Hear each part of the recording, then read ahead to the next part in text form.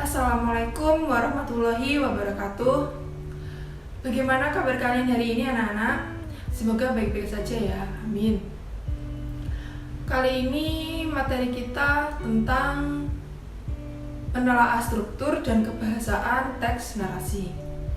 Ada yang tahu apa sih teks narasi? Coba jelaskan, ada yang tahu? Belum tahu ya?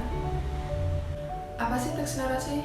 Teks narasi adalah salah satu jenis paragraf yang menceritakan suatu peristiwa atau kejadian secara detail, mulai dari segi waktu hingga kronologisnya, sehingga orang yang membaca bisa merasakan seolah berada di dalam cerita atau mengalami hal tersebut. Teks narasi bisa berupa cerita suatu peristiwa yang benar-benar terjadi maupun hanya imajinasi.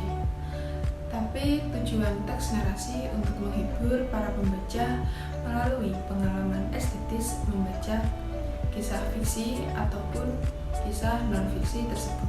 Selain itu, tulisan juga bertujuan untuk memberikan wawasan dan informasi pengetahuan kepada pembaca. Kalian bisa menemui tulisan ini dalam karya tulis seperti novel, cerita pendek, biografi, dan lain-lainnya.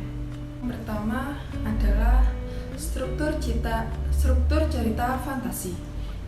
Ada orientasi, meliputi pengenalan tokoh, latar, watak tokoh, dan konflik.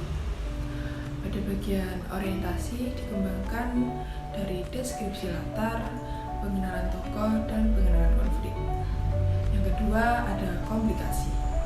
Komplikasi ini berisi hubungan sebab akibat sehingga muncul masalah hingga masalah itu memuncak.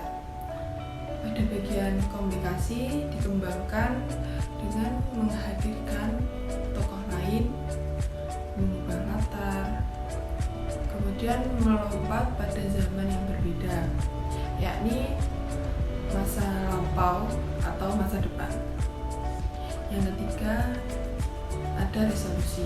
Resolusi tersebut berisi tentang penyelesaian masalah dari konflik yang terjadi.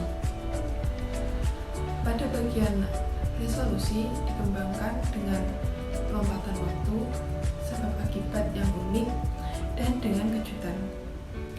Kemudian kaidah kebahasaan cerita fantasi.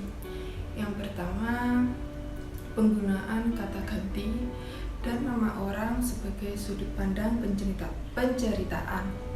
Misalnya, aku, mereka, dia, dan nama Zaina. Yang kedua, penggunaan kata yang menyerap panca indera untuk deskripsi latar seperti tempat, waktu, dan suasana. Yang ketiga, menggunakan pilihan kata dengan makna kias dan makna khusus. Yang keempat, kata sambung, penanda urutan waktu. Yang kelima, penggunaan kata atau ungkapan keterkejutan. Dan yang terakhir, penggunaan dialog atau kalimat dalam cerita. Hal apa saja yang harus diperhatikan dalam menyajikan cerita fantasi? Yang pertama, merencanakan cerita. Meliputi ide, menemukan ide penulisan, kemudian penggalian ide cerita fantasi dari membaca, kemudian ada membuat rangkaian peristiwa, dan terakhir mengembangkan cerita fantasi.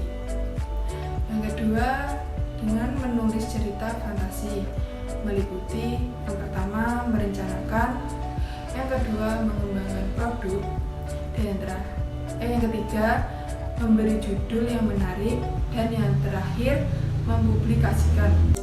Simak baik-baik anak-anak. Cerita fantasi.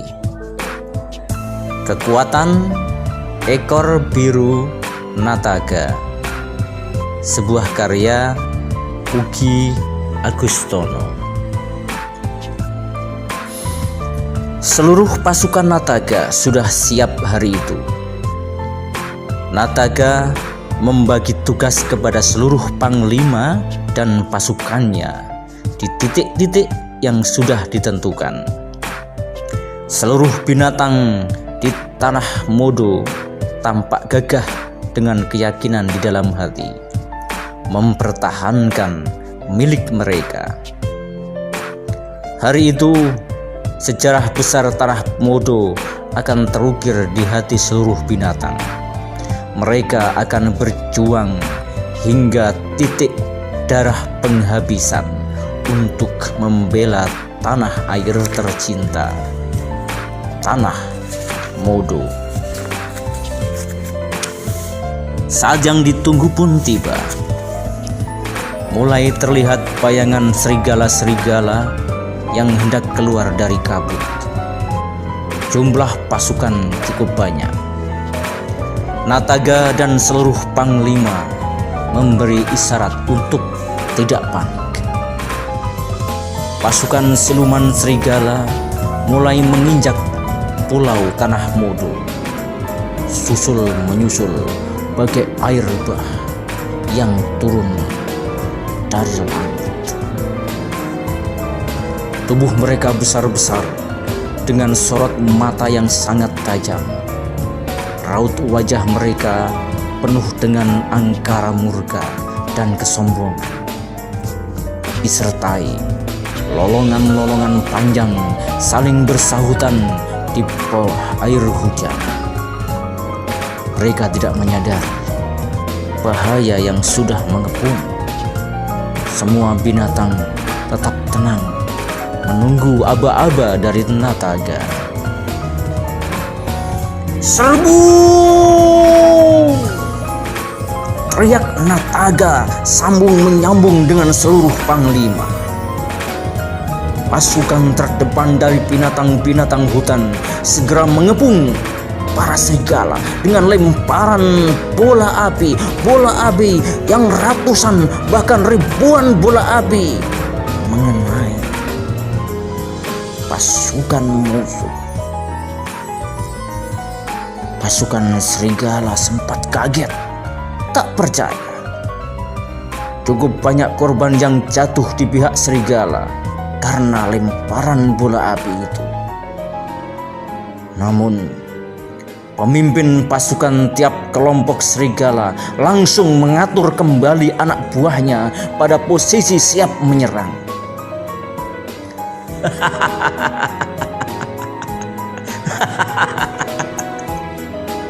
Mereka tertawa mengejek binatang-binatang ketika banyak bola api yang padam sebelum mengenai tubuh mereka.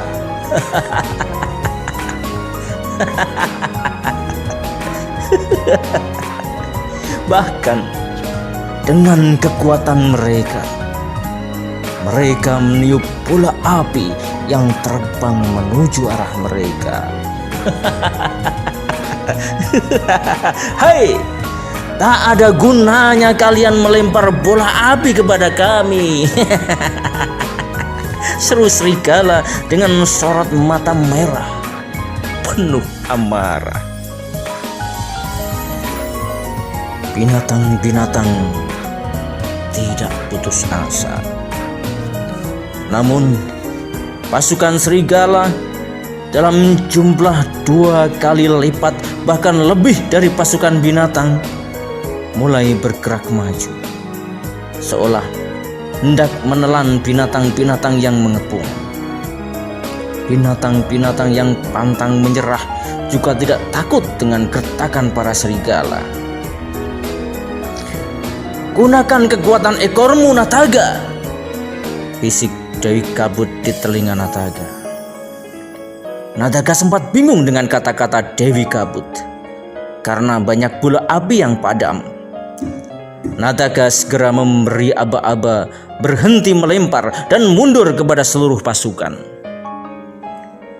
Tiba-tiba Nataga, pemimpin perang seluruh binatang di tanah Modo, segera melesat menyeret ekor birunya. Ya, Nataga, pemimpin perang seluruh binatang di tanah Modo, segera melesat menyeret ekor birunya. Mendadak ekor Nataga mengeluarkan api besar. Ya, mengeluarkan api besar dari ekor Nataga. Nataga mengibaskan api pada ekornya yang keras, membentuk lingkaran sesuai tanda yang dibuat oleh semut, rayap, dan para tikus.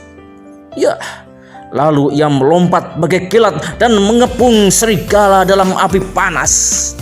Kepungan api semakin luas, semakin panas dan luas. Serigala-serigala tak berdaya menghadapi kekuatan si ekor biru Nataga.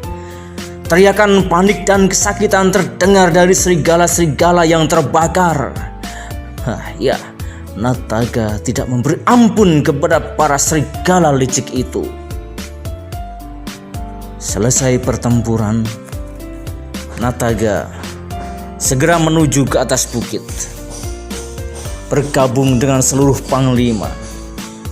Levo, Goros, Lamia, Sika, dan Mora memandang dengan haru dan tersenyum, mengisyaratkan hormat